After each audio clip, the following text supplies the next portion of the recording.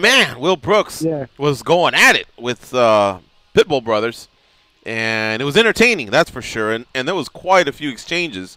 So then I went and did my weekend. Will did his. I come back, and I see Will is very apologetic, very classy, but it looks like all that stemmed from a message you got from your mother. She wasn't feeling the Twitter rant, right?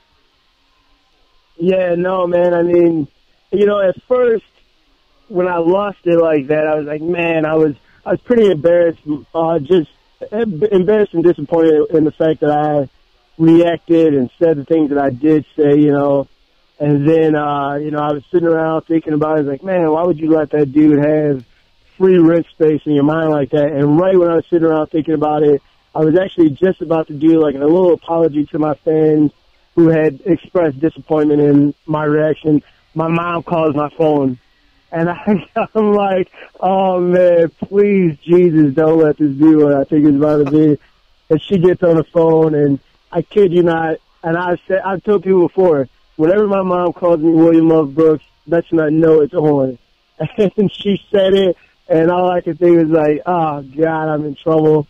And, yeah, she went in on me, man. She went right in and was just letting me know that, she was a little disappointed in the way that I was carrying myself, and just letting me know that I needed to knock it off. And, when Mom tells me to do something, I shut it down quick, Right.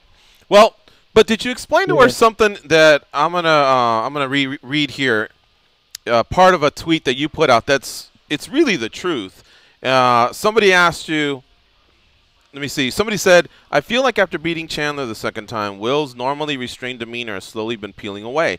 You answered, I've adapted to the landscape. That's all. I've learned that being quiet and humble only goes so far in the business. Did you at least explain to your mom that this kind of heat, that can be created with a future opponent or whoever, it can also be a good business decision? And if so, was she feeling any of that? No, I mean, I did. We did get into a little bit longer conversation because, my mom isn't.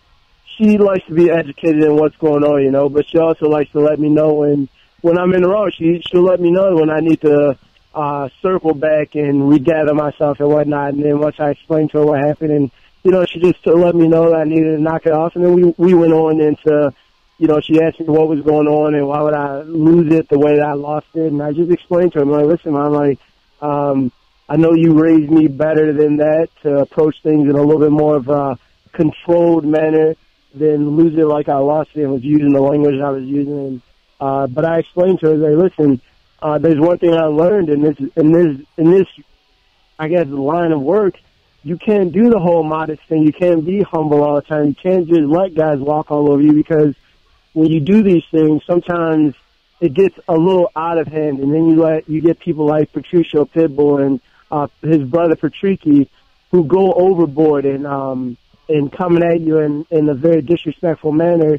And then not even just fighters, but you get some of these promoters in these different organizations that they get a little, and subconsciously get a little comfortable in the idea that, oh, you're a quiet guy, you're not going to say too much, so we can kind of do whatever we want to do in regards to your career and all these different things. And I would just explain that to her, and I was like, I do understand that I could have expressed myself in a little bit more of a controlled manner than what I did, but I did express to her and let her know that,